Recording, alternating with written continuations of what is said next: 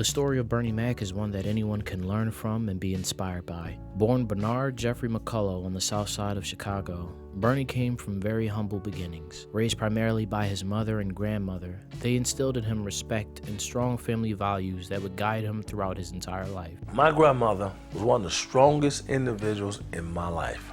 Was not a male. She taught me respect. Respect is the most powerful thing in the world, especially when you respect yourself. Bernie decided early on that he wanted to become a comedian. At around 6 years old, Bernie saw his mother crying in the living room, and while trying to cheer her up, saw how she was able to shift to brighter spirits and laughter because of the television. He decided from that point he would become a comedian so his mother wouldn't cry anymore. I said, Mom, don't cry. And Bill Cosby came on television and started doing his thing. And my mother broke out laughing. And I said, Mom, that's what I'm gonna do. I said, I'm gonna be a comedian so you never have to cry again. From that point on, he would learn from watching TV on how to be funny. From watching greats perform like Andy Griffith on The Andy Griffith Show, Flip Wilson, and Redd Foxx. This would lay the foundation to how Bernie would approach comedy. At 15 years old, partially inspired by his brother, he developed his slick, charismatic look and personality. This would also be when Bernie would face the first of many obstacles that life throws at you, when he lost his mother to cancer and his brother the following year of a sudden heart attack. Bernie didn't let this drag him down and focused on comedy to ease the pain. He would go around telling jokes to anyone that would listen, whether at school, at home, at the store, even catching a ride on the train. It didn't matter. Bernie would talk about anything and anyone just for a laugh. As he entered his senior year of high school, Bernie thought that he was finally close to reaching his goal of being a stand-up comedian. However, things don't always go the way we want them to. See, it was also around this time that he met his future wife, Rhonda. He also happened to get Rhonda pregnant, and because of this, he decided to put his comedy dreams on the back burner because family came first. So after graduating high school, he married Rhonda and got a job as a janitor so he could take care of his family, because that's what mattered the most to him. After 5 years, he was fired from his job due to company layoffs. And so, in order to provide for his family, Bernie worked a series of odd jobs in order to make ends meet, such as working for a moving company and working as a manager for a fast food restaurant. Bernie would also spend his time working as a coach at a local youth center. As comedy spots started to become more popular in the 80s, Bernie decided to dip his toe back into the comedy pool in 1984 and worked local spots like Zanies and The Funny Firm. However, the comedy that was popular at the time was very different from what Bernie was used to, so he didn't see much success, but he never let it get him down. He used this as his motivation to work harder and become better, to prove that he had what it takes in order to make it. I wasn't bitter. I was just determined. I said, I ain't gonna let him beat me, I ain't gonna let him play me. Around this same time, at age 28, Bernie's grandmother, the woman who had raised him, lost her leg to diabetes and shortly after passed away. His grandfather would follow her only 1 year later, and at his funeral, instead of letting this get him down, Bernie still found a way to laugh. I had so much pain and so much sorrow, and I lost so much. My mother, my brother, my grandmother, grandfather. And to be able to laugh through all of that, people used to always say, it ain't funny. Don't be laughing right now.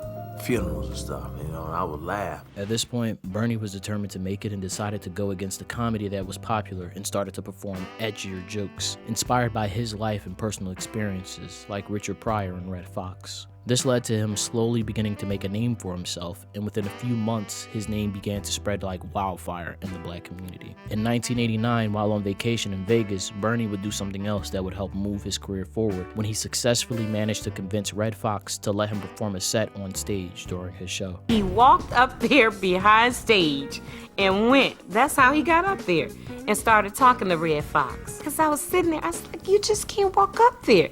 He said, watch me. And he did it. By 1990, Bernie had amassed a cult-like following in Chicago, and his name was known all around, even though he was still working as a driver for a Wonder Bread company to support his family. With all this confirming that a career in comedy was now possible for him, Bernie, after making sure that his wife and family would be okay, decided to pursue his passion full-time and dedicated himself to being a comedian. His first step would be to prepare for the Miller Lite Comedy Search hosted by Damon Wayans. He eventually became one of the 10 finalists and ultimately ended up winning the competition and the $3,000 grand prize, which he put towards his daughter's college fund. Following this, he became more recognized and would go on to be the opening act for people like Dionne Warwick, Natalie Cole, and even his idol, Redd Foxx. Thanks to his rising popularity, popularity. In 1993, Bernie made his television debut on HBO's Def Comedy Jam. He became a standout performance due to the way he dominated the stage. I ain't coming for no foolishness.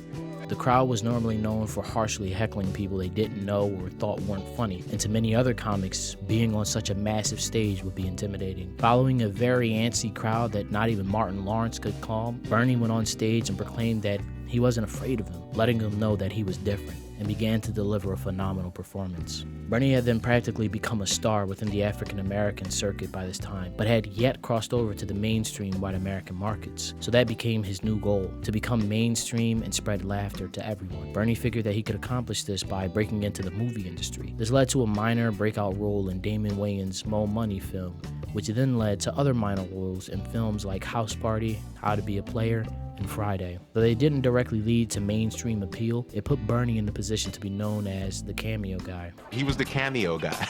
Bernie Mac comes into a movie, he steals your movie, and then he goes back on the road. Bernie also decided to start touring his comedy show, but he didn't want to just do an hour to 2 hours of standing in front of a wall talking. Inspired by Flip Wilson's variety show, in 1994, Bernie created the Who You With Tour, which featured a 10-piece band and dancers where he would put on a show featuring comedy, jazz, and dance. And even while on tour, Bernie would always be focused on his family as he'd call home every night after a show. In 1995, Bernie managed to secure a recurring role on the hit show Moesha, which put him in front of mainstream eyes, but didn't lead to more success, which got Bernie to think that he'd just be known as a cameo guy in Hollywood. Bernie decided to go back on tour in 1998, but around this time, him and his family decided to take in his niece and her daughter, who had fallen in a rough patch. Instead of letting this get him down, he decided to put it in his comedy and crafted one of his most iconic bits to date. You know, my sister on drugs, yeah, I ain't ashamed to tell you. I got her kids. This led to an offer to perform alongside Steve Harvey, Guy Torry, and Cedric the Entertainer on the Kings of Comedy tour. Damn, man, white folks here to see me? That a bitch? Hey! Boy, when white folks come see you, know you successful, ain't it?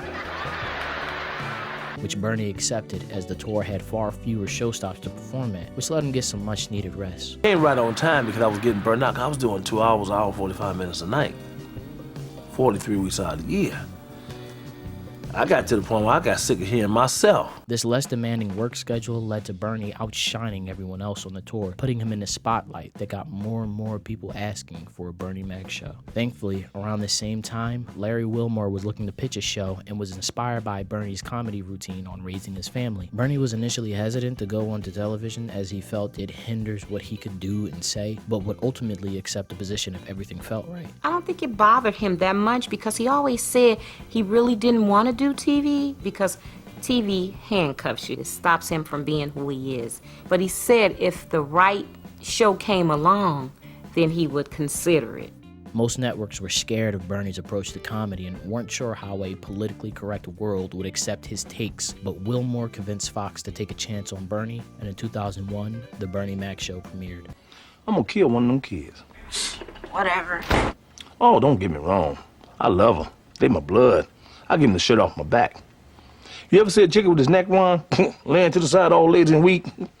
That's what I'm gonna do to them kids. Talk back to me one more time. Snap! I'm gonna snap their neck off. The show was heavily based on and inspired by Bernie's comedy routine where he took in his sister's children due to her drug addiction. The show starred Kalita Smith as his wife with Camille Winbush, Jeremy Suarez, and Dee Dee Davis playing his nieces and nephew. Due to Bernie's no-nonsense approach to parenting and heartfelt comedy on the show, it was able to take the world by storm. The success of the show landed more eyes on Bernie. In spite of his newfound fame and success, Bernie never lost sight of where he came from. Chicago is my life. Chicago's my friend. It's my base. Every time I get a hiatus or a break, I run home. I love the style. I love the people. I don't have any celebrity friends. I don't have any friends who talk business. We signify and drink beer, smoke cigar, play golf, and we talk about everything but this. And I love it. The show would go on to win an Emmy for its first season run and ran for 4 more seasons up until 2006 when it was canceled. Bernie would continue to star in more films and have various cameo roles here and there up until he passed in 2008. Privately, Bernie had been diagnosed with sarcoidosis and had been battling it for 20 years before revealing it to the public. This disease caused him to be much more susceptible to getting sick and making things like the flu a much more severe thing than if someone else were to catch it. It was his battle with this disease that caused him to create the the Bernie Mac Foundation that was focused on spreading awareness and understanding on the disease and its impact on patient lives. Although not directly responsible for his passing, it was this disease that caused him to be much more susceptible to contracting pneumonia, and it was that very battle with pneumonia that claimed his life. On August 9, 2008, it was announced that Bernie Mac had tragically passed due to complications with pneumonia. A memorial service was held in his honor in his hometown of Chicago a week later. Throughout his career, Mac remains humble and grateful for his success, and he continued to work hard to improve and evolve as a performer. He will always be remembered as one of the greatest comedians of all time, and his humor and wit continue to inspire countless comedians and entertainers to this day.